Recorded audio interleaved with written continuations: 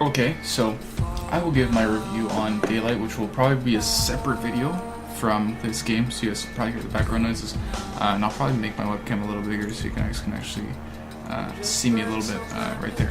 So basically, Sarah Gwynn, the girl you were playing, is 13. So basically, her mother, I have no idea. Basically, I played this whole game and I totally forgot what just happened. So basically, her mother died giving birth, and I think her mother was a part of a cult, which was like a witch cult or something like that. And apparently she was 13, so I don't know if that meant she was the 13th witch or something like that.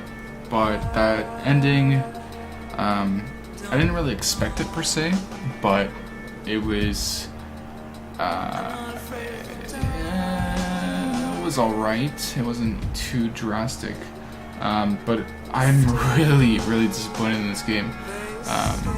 This is probably one of the first games that I've disliked from Zombie Studios.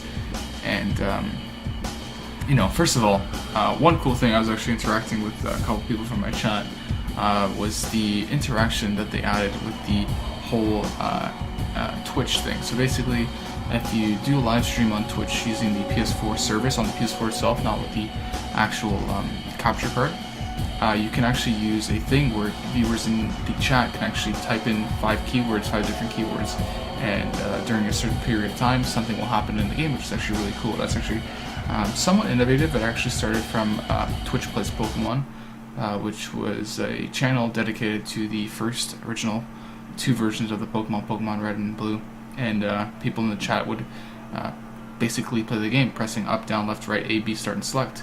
I don't know why I did my hand motions like that, but basically, you know, trying to explain myself. So that's a really cool thing that they added. One thing I didn't really like, actually there was a couple things I really didn't like, was the laziness. And I hate to call out, I hate saying the word laziness because you know, the developers of this game put a lot of time and effort into the game, and I respect that 100%. But in this game itself, there were 2 things that really pissed me off about the whole laziness thing, and one of them being was the letters that you get when you're in the hospital or outside in the different areas in the game. The letters that you find that are in the wall or in these cases, basically they kind of give you the backstory towards the whole game. So basically, this whole story was regarding a mental institution or a psychiatric ward that was built, I believe, in the 30s to 50s, anywhere around that time area, and a lot of weird stuff happening. So basically, what they did was the company that owned the GNC Enterprise, what they wanted to do was make a whole new hospital for the patients. So basically, whatever was happening with the what the people kept seeing at night, the nighttime stuff, the guards and the maintenance workers, they were seeing a lot of things. So what they wanted to do was make a whole new hospital and put the patients in the new one while still trying to keep upgrading the old one, because all the things were like falling apart because it was such an old age.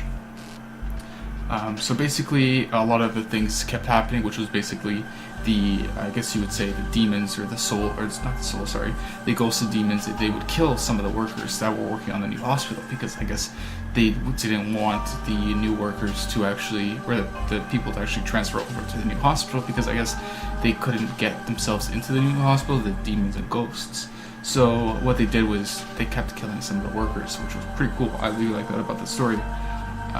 You know, basically trying to halt the production of the new hospital and stop the GNC Enterprise from funding the new hospital. So everybody would stay in the old one, but then they actually stated that the people in the old hospital would be transferred off the island that they were on and brought onto various other hospitals around the city.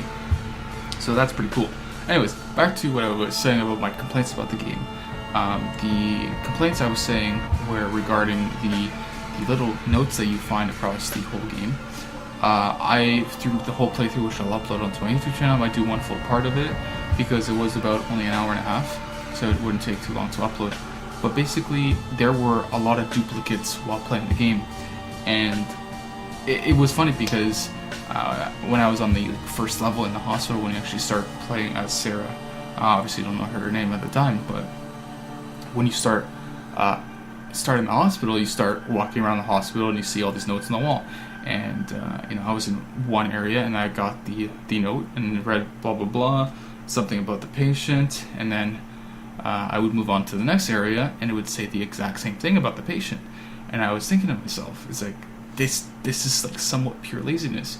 You're using notes in the games to not branch out the story, but kind of give the player some insight on the story itself. So, if you're seeing duplicates, it's like that's somewhat, it's kind of laziness, because they couldn't have come up with anything new or anything to kind of not show that there are duplicates in the game. So basically they left it and said, okay, whatever, we'll just put duplicates of the notes in the game, which is kind of disappointing, and that's why I call it laziness. And I don't mean to offend any of the developers or people who worked on the game, because I know that they put a lot of time and effort in this game, and they spend a lot of time promoting the game on Twitter, because I do follow the lead designer.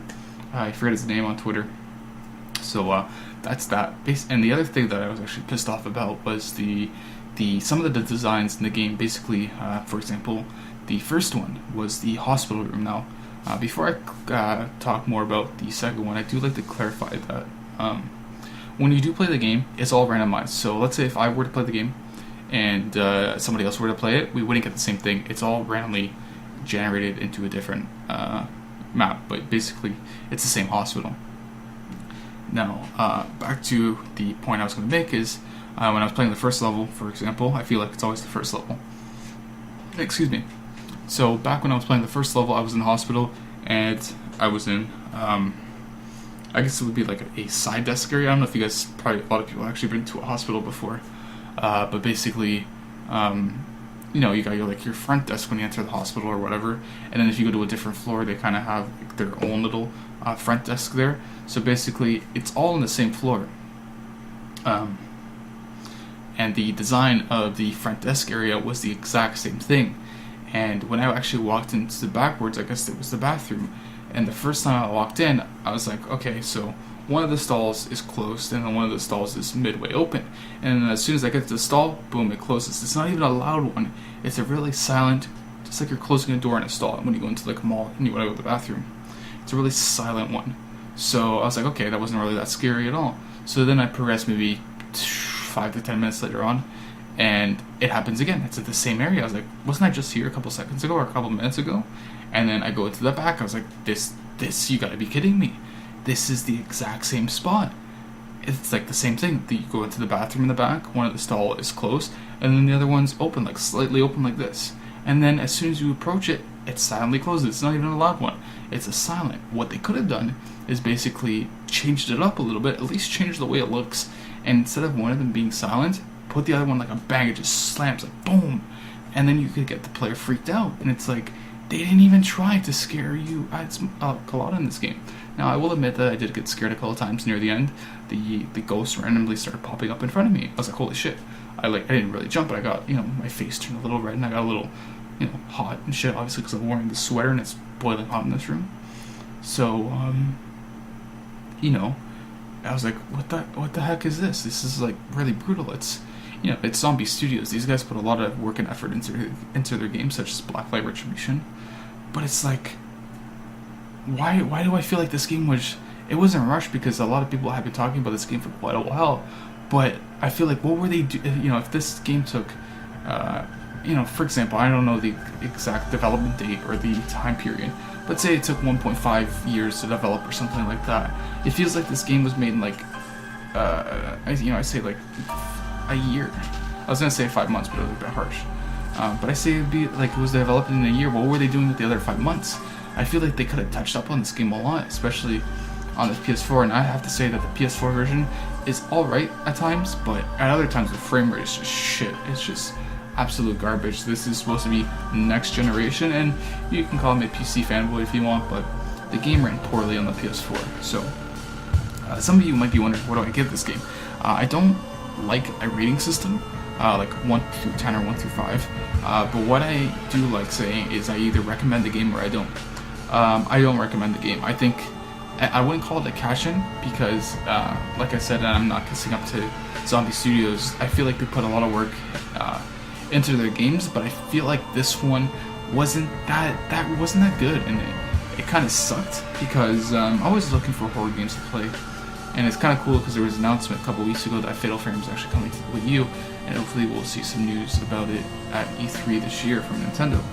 It's Nintendo exclusive, by the way, so you know, hopefully that kind of brings back the horror genre, because the last good game I played horror-wise was, I believe, Outlast, and I liked it. It wasn't the best, it wasn't the scariest game, but you know, it made me jump a couple times, so basically it is what it is. So other than that, what I think about DayLight is I don't recommend it at all. I feel like it felt rushed, and you know, I hate saying it, but you know, it is what it is. So hopefully, you know, you pass up on this game if Zombie Studios does decide to make another horror type game.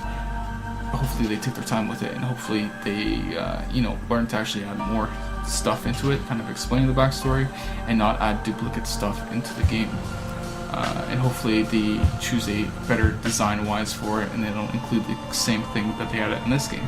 So yeah, so that's my review of DayLight for the PS4. It's not the PC version, obviously. I'm pretty sure the PC version runs a lot better than next gen console such as the PS4, but basically it is what it is, guys. Hopefully you guys enjoyed the review as well as the live stream, and I'll see you guys for next time. Anyways, guys, take it easy. See you guys later. Peace out.